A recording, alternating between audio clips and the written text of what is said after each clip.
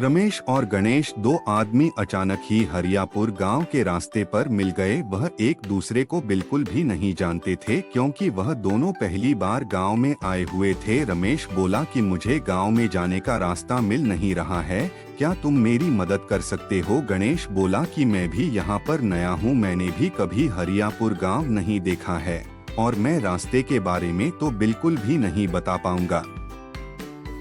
रमेश और गणेश उसी रास्ते पर बैठकर, क्योंकि वहां से दो रास्ते जाते थे, अब यह बिल्कुल भी पता नहीं था कि कौन सा रास्ता गांव की ओर जा रहा है।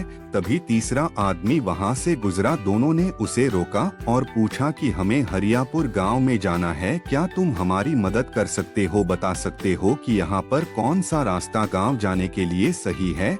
वह आदमी बोला कि तुम किसी भी रास्ते से गाँव जा सकते हो, इसमें एक रास्ता छोटा है और दूसरा रास्ता बड़ा है। रमेश और गणेश कहने लगे कि हमें तो छोटा रास्ता ही चाहिए। तो वह तीसरा आदमी बोला कि छोटा रास्ता बहुत मुश्किल है, बड़ा रास्ता आसान है। रमेश और गणेश उसकी ओर देखने लगे क्योंकि वह समझ नहीं पा रहे थे मुश्किल और आसान इनमें क्या फर्क है। दोनों ने पूछा कि रास्तों में क्या फर्क है, तुम हमें बता सकते हो कि छोटे रास्ते पर जाना क्यों मुश्किल है?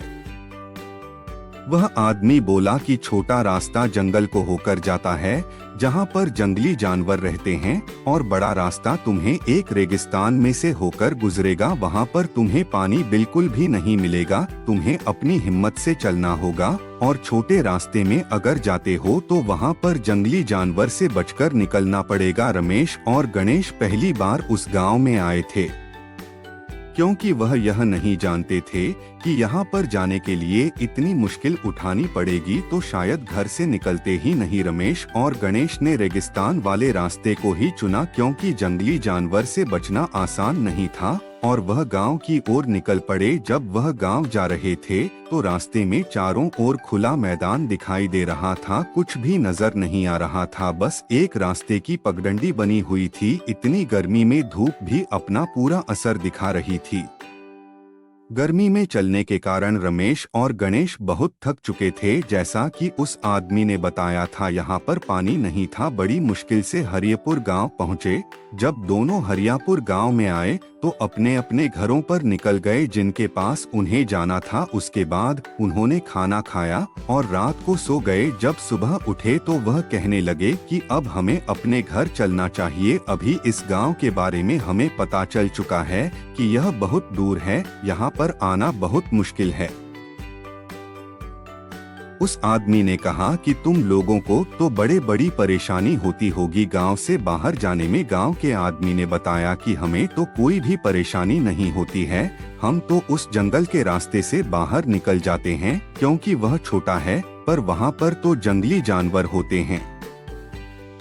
आप लोगों को किसने बताया कि वहां पर जंगली जानवर है? वहां तो कोई भी नहीं है, सिर्फ जंगल है, और वह भी अब आधा कट चुका है। वह आदमी अपने मन में सोच रहा था कि उस आदमी ने हमें बिल्कुल गलत राय दी। वह यह सोच रहा था कि जंगली जानवर के डर से हम उधर से नहीं आ पाए और हम उसकी बातों में आ गए, इसलिए हमें अपने दिमाग से काम लेना चाहिए। दूसरों की बातें हमें सुननी चाहिए, लेकिन निर्णय अपना ही लेना चाहिए।